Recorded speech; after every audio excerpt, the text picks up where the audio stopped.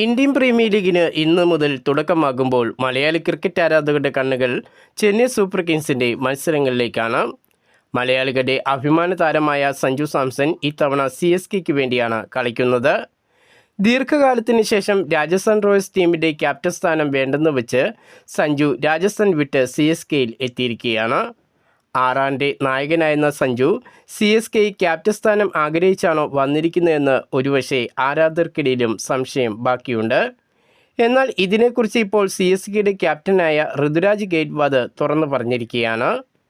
Indian cricket ടീമിൽ ഒന്നിച്ച് കളിക്കുമ്പോൾ തന്നെ സഞ്ജുവും താനും വലിയ സുഹൃത്തുക്കൾ ആയിരുന്നുവെന്നും അപ്പോഴൊക്കെ CSK ടീമിനെക്കുറിച്ച് കൂടുതൽ കാര്യങ്ങൾ സഞ്ജു ചോദിക്കാറുണ്ട് എന്നും ഋതുരാജ് പറയുന്നു. അവസരം കിട്ടിയ താൻ CSKയിൽ എത്തുമെന്ന് അന്നേ സഞ്ജു പറഞ്ഞിരുന്നു എന്നും ഋതുരാജ് ഓർക്കുന്നു. എന്നാലിപ്പോൾ സഞ്ജു സാംസൺ CSK ടീമിൽ എത്തിയിരിക്കുന്നത് ക്യാപ്റ്റൻസി മോഹിച്ചിട്ട് അല്ല എന്നും ടീമിനെ ശക്തിപ്പെടുത്തുകയാണ് സഞ്ജുവിൻ്റെ ലക്ഷ്യമെന്നും ഋതുരാജ് പറഞ്ഞു. സഞ്ജു കൂടെ ടീമിൽ എത്തിയതോടെ ഇത്തവണ CSK ടീം കൂടുതൽ കരുത്ത് ആർജിച്ചുവെന്നും CSKയുടെ ക്യാപ്റ്റൻ പറയുന്നു. IPL പുതിയ സീസണിൽ ആദ്യ മത്സരം കളിക്കാൻ ഇറങ്ങും മുമ്പ് തന്നെ CSKയുടെ പരിശീലന ക്യാമ്പിൽ സഞ്ജുവിൻ്റെ ക്യാച്ചിൻ്റെ ഒരു വീഡിയോ ഇപ്പോൾ വൈറലായിരിക്കുകയാണ്. CSKയുടെ പരിശീലനത്തിൽ സഞ്ജു ഫീൽഡറായിട്ടായിരുന്നു ഇറങ്ങിയിരുന്നത്.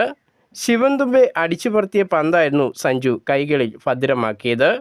പന്തുമായി മൈതാനത്ത് വീണെങ്കിലും സഞ്ജുവിൻ്റെ കയ്യിൽ പന്ത് ഭദ്രമായിരുന്നു.